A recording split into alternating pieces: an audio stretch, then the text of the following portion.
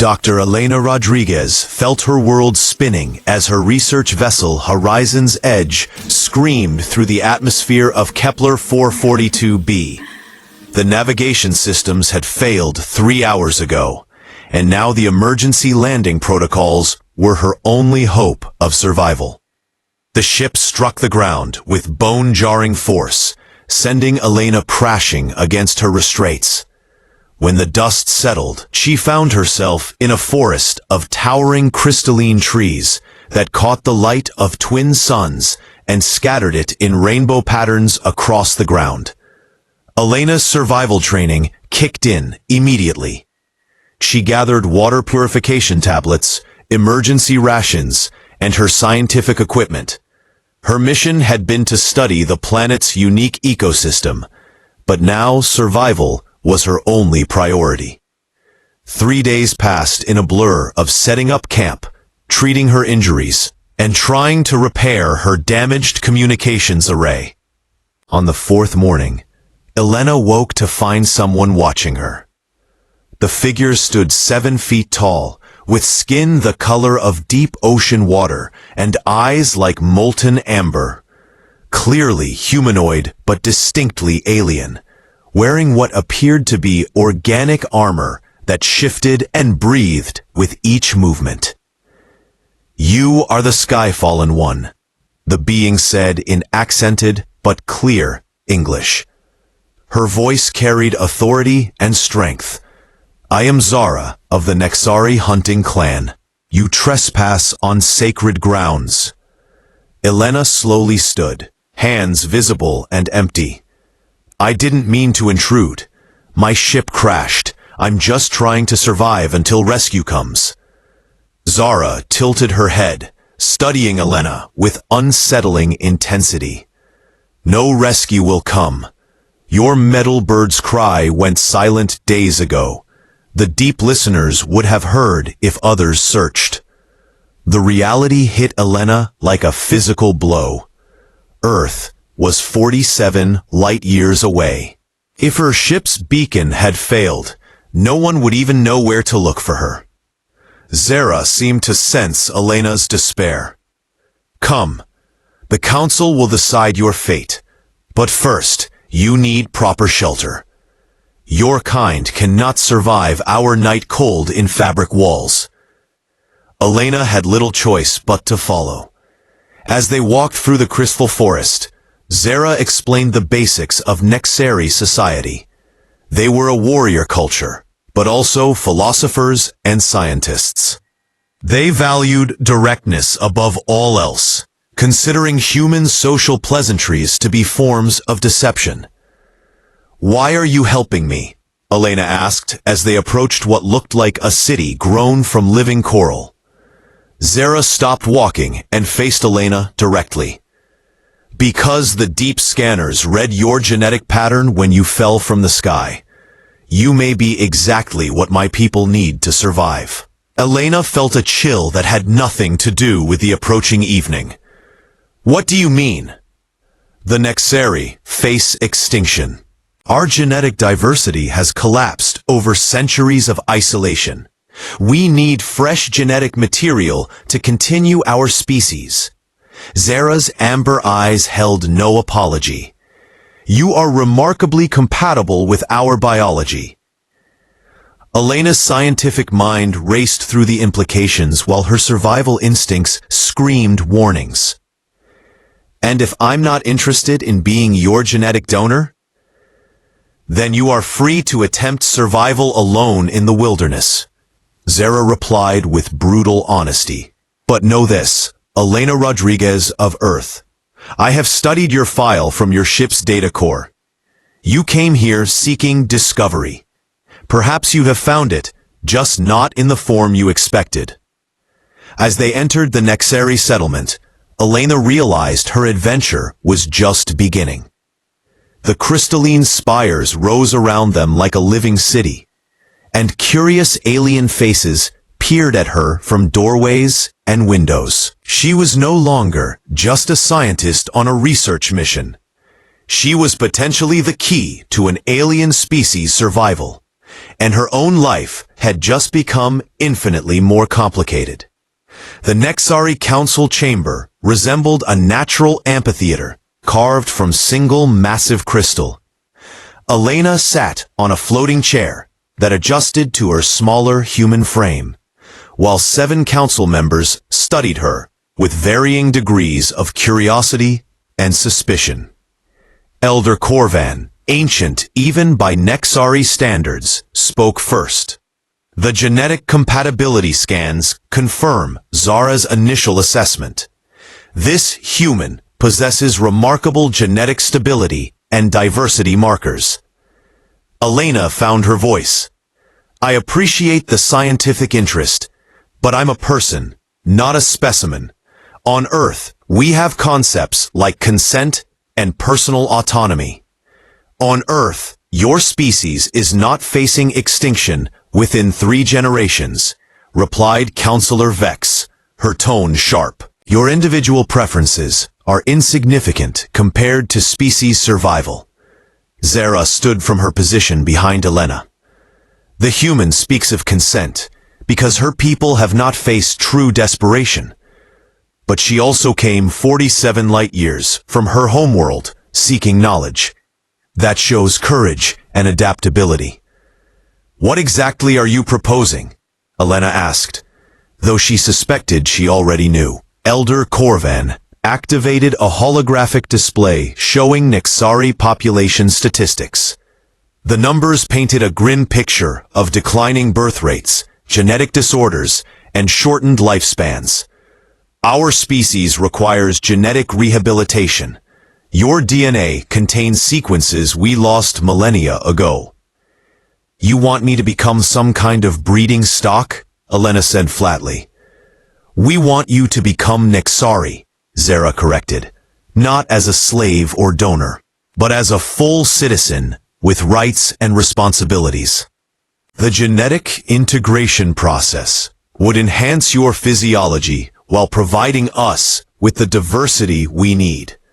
Elena studied the data, her scientific training warring with her personal feelings. The Nexari faced a real crisis, and she possessed knowledge that could help. But the implications terrified her. What would this integration involve? She asked. Counselor Thane, who had remained silent until now, leaned forward. A gradual process over several months. Genetic therapy to adapt your physiology to our world. Cultural education.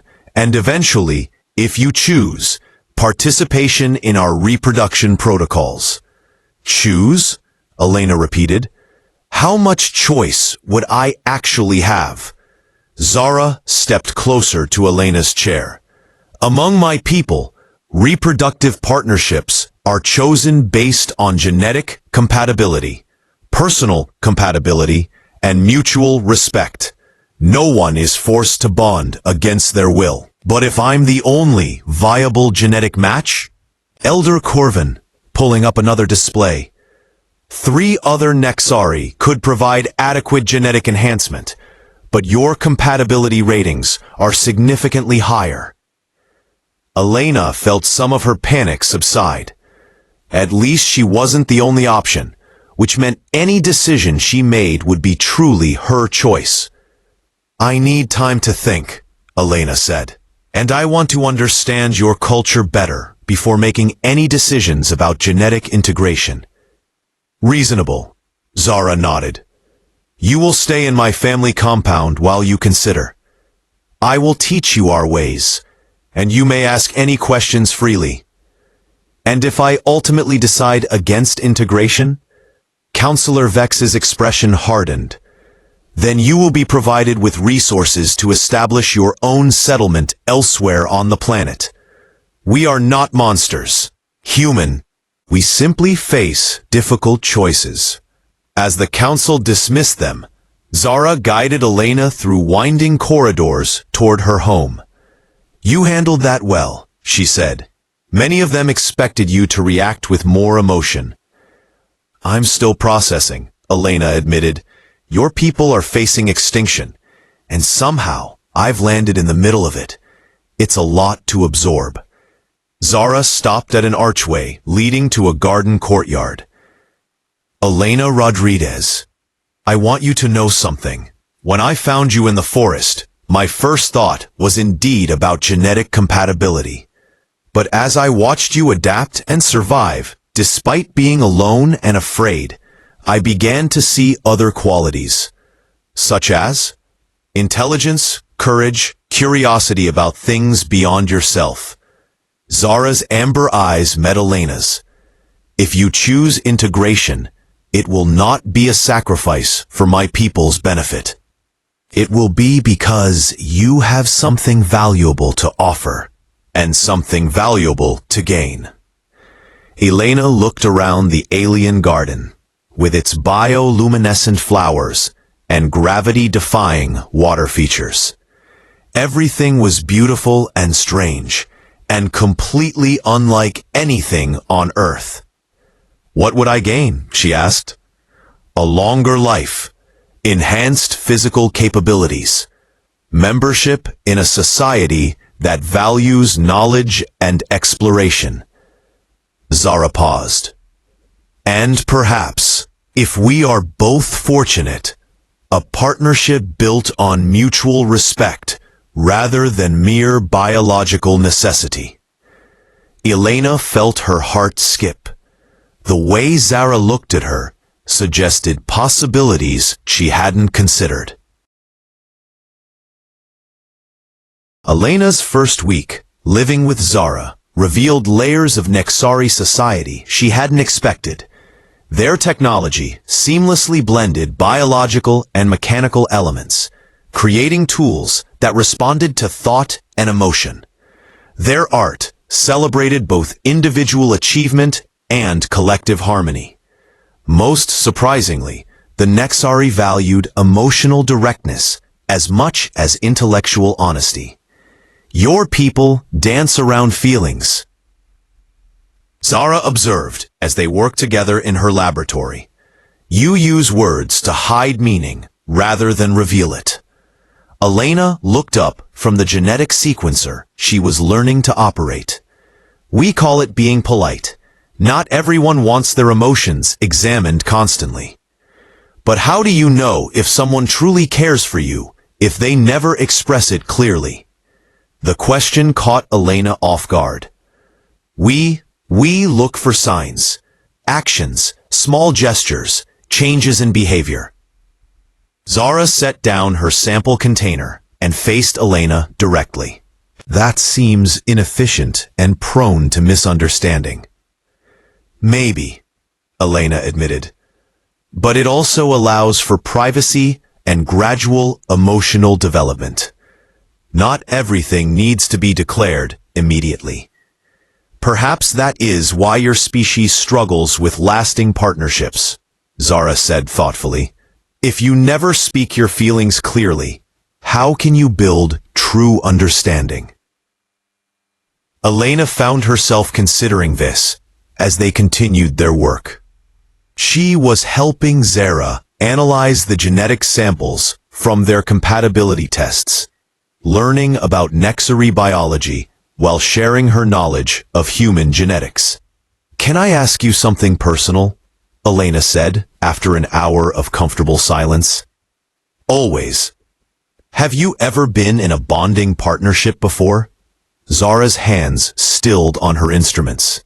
Yes, with Kenth, a warrior from the coastal clans. We were genetically compatible and shared similar interests in exploration. What happened? He died defending a research outpost from sandstorms 3 years ago. Zara's voice remained steady, but Elena caught a flicker of old pain in her amber eyes. He was brave and honorable, and I respected him greatly. Did you love him? The question hung between them for several moments. Finally, Zara said, I thought I did, but looking back, I wonder if what I felt was appreciation for his qualities rather than true emotional connection. We were partners in duty more than heart. Elena found herself moving closer without conscious thought. I'm sorry for your loss. It taught me that genetic compatibility alone is insufficient for genuine bonding. Zara's eyes met Elena's.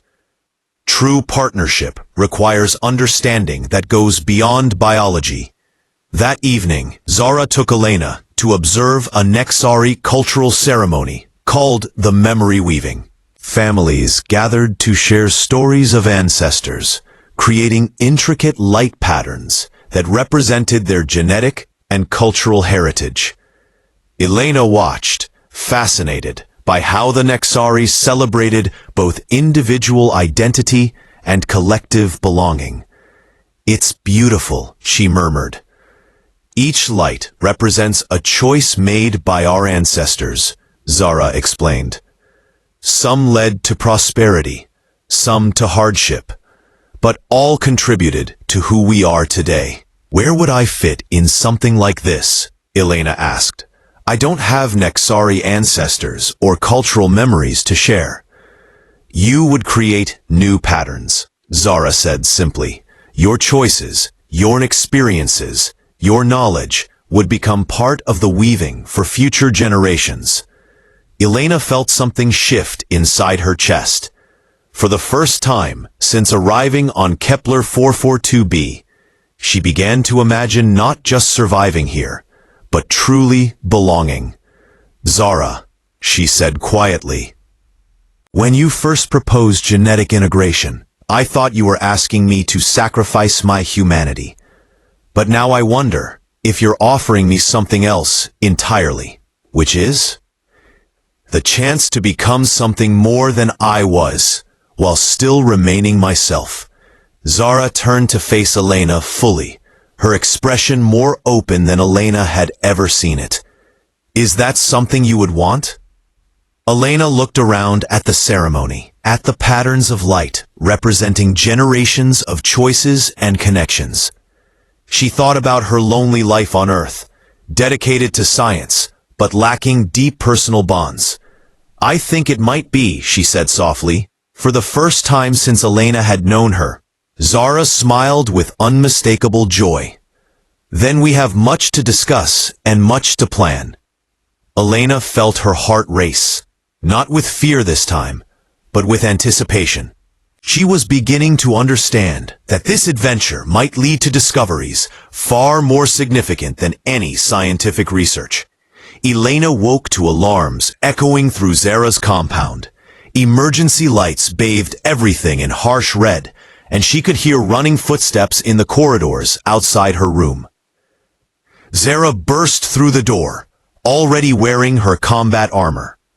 We must leave immediately. The Purist faction has moved against the Council. Elena grabbed her emergency pack, adrenaline clearing away sleep. What's happening? Councillor Vex led a military coup during the night.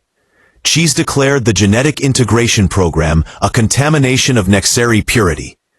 Zara checked her weapons with practiced efficiency. Her forces are hunting anyone associated with the human integration project, including me, especially you. They moved through the compound's service tunnels, avoiding the main corridors where Elena could hear voices and heavy footsteps. Zara led them to a hidden transport pod that launched silently into the pre-dawn darkness. Where are we going? Elena asked as the city fell away beneath them. The research station in the Northern Territories. Elder Corvin and the other council survivors are regrouping there. Zara's expression was grim. But Elena, you should know something. Vex isn't just trying to stop the integration program. She's convinced that human genetic material will weaken future Nexari generations. Her solution is to eliminate the source entirely. Me. Yes. Elena stared out at the alien landscape rushing past below them. In the space of a few weeks, she had gone from lonely scientist to the center of an interstellar political crisis. I could leave, she said quietly. Find somewhere else on the planet to live. Remove myself from the equation entirely. Zara was quiet for several moments. When she spoke, her voice was softer than Elena had ever heard it. Is that what you want? Elena thought about the question seriously. She could disappear into the wilderness, live quietly, avoid the conflict entirely. It would be safer for everyone. But she thought about the memory weaving ceremony, about the genetic research that could save the Nexari species, about the way Zara looked at her when they worked together in the laboratory. No, she said finally. I don't want to hide. If my presence here can help prevent extinction, then running away would be cowardice. Even if it means putting yourself in danger? Even then, Elena met Zara's amber gaze. But I want you to know why I'm making this choice. It's not just about science or genetic compatibility anymore. Tell me, I care about you, Zara. About your people, yes, but about you specifically.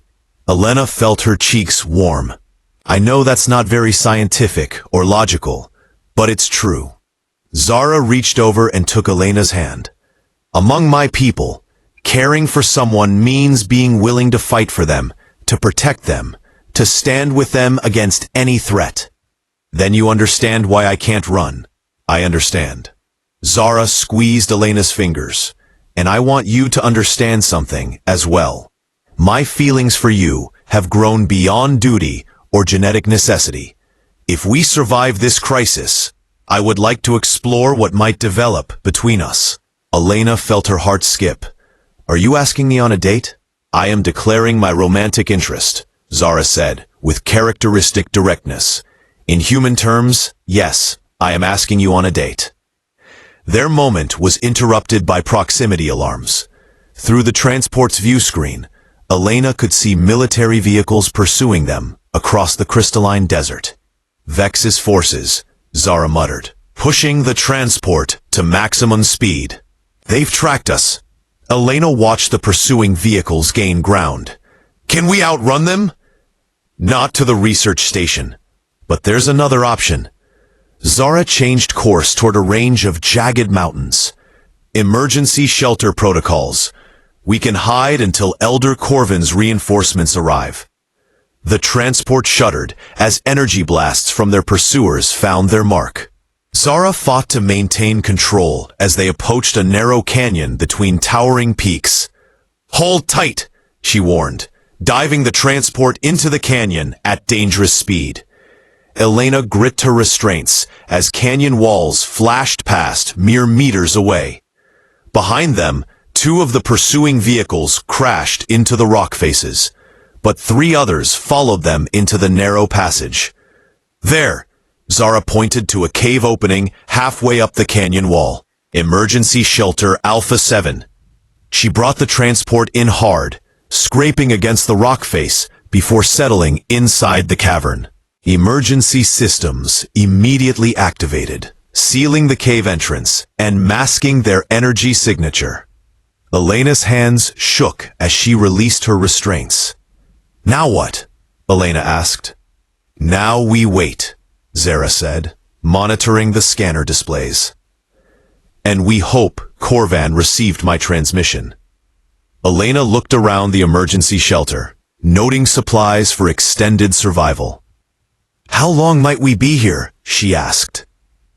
Hours. Days. Depends on how quickly the Loyalist forces can organize. Zara turned from the scanners to face Elena directly. I want you to know something. If we don't survive this, I am glad we had the chance to know each other. Elena moved closer to Zara, drawn by something stronger than fear or uncertainty. We're going to survive this, both of us. You cannot know that. No, Elena admitted, but I can choose to believe it, and I can choose to stop waiting for perfect circumstances to say what I feel. Before she could lose her nerve, Elena reached up and kissed Zara softly. The alien woman's lips were warm and surprisingly familiar, and when Zara kissed her back, Elena felt like she had found something she hadn't even known she was searching for. When they separated, Zara's amber eyes held wonder. Human courtship customs are more appealing than I expected. Elena laughed. Despite their dangerous situation, just wait until you see what else we do. Period. Period. Period. Or end.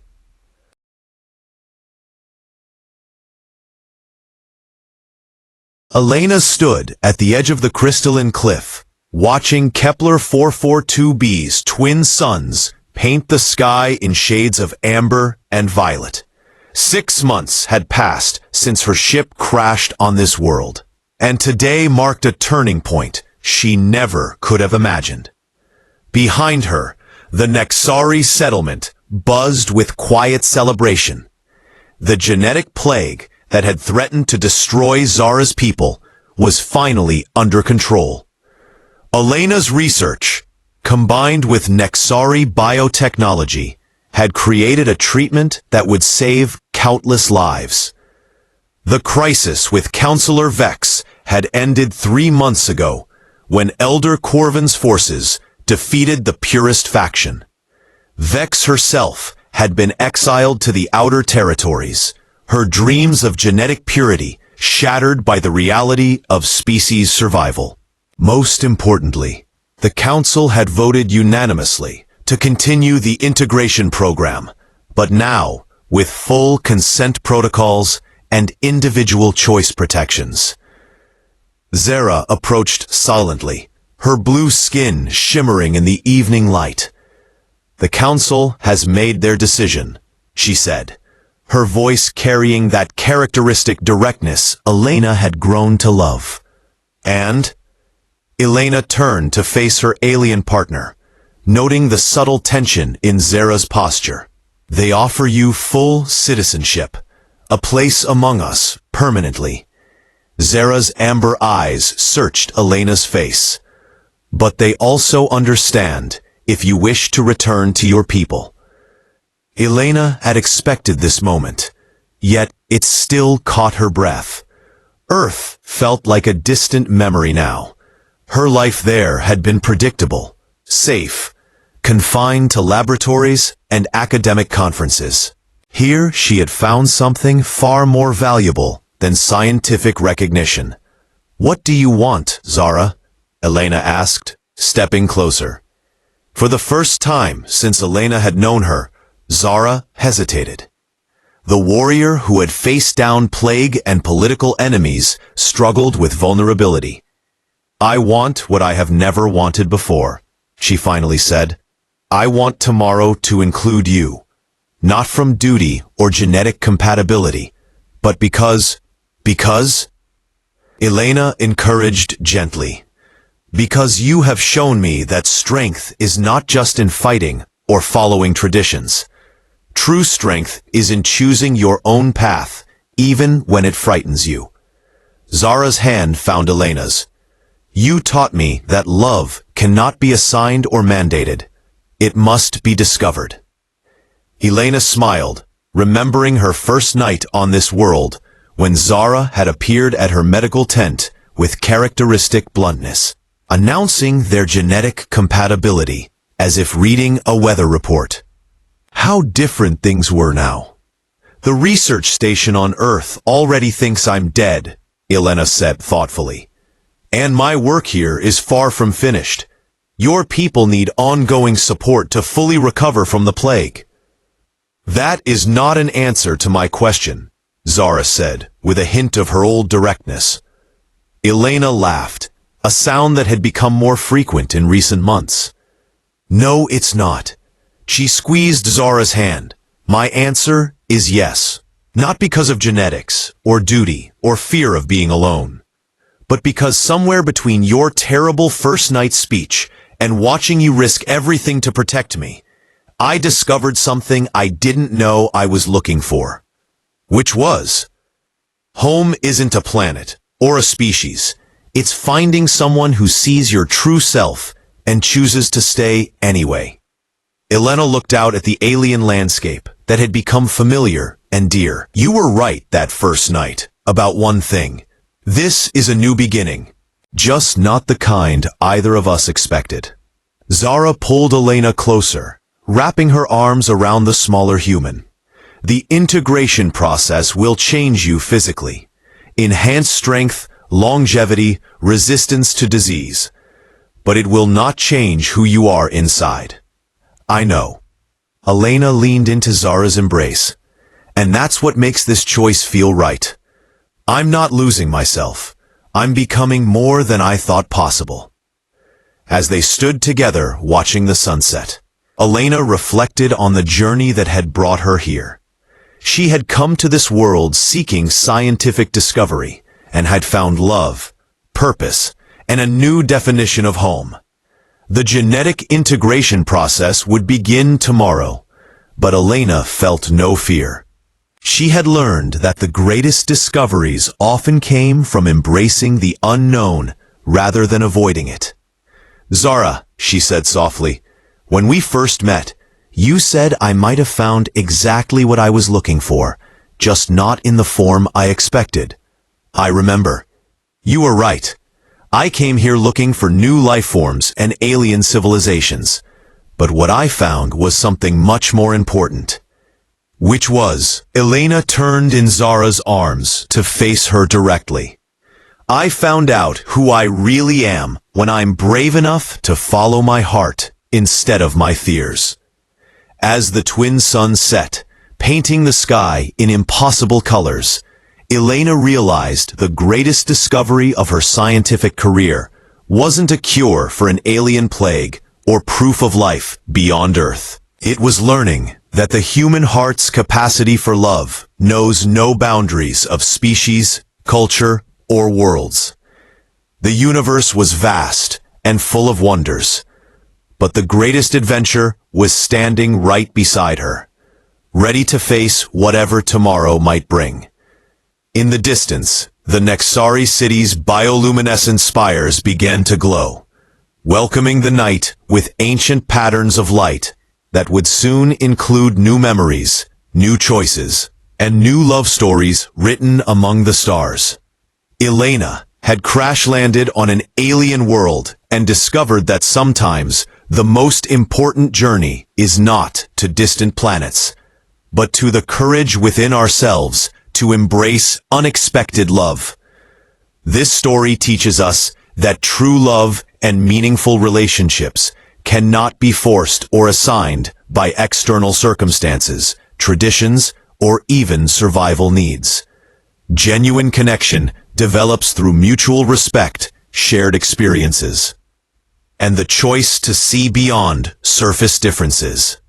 The greatest discoveries often come not from seeking them, but from being open to unexpected possibilities and having the courage to step outside our comfort zones. Sometimes the most important journey is not to distant places, but to understanding our own capacity for growth, courage, and unconditional love. Home is not a location, but a connection with someone who accepts and values our authentic self.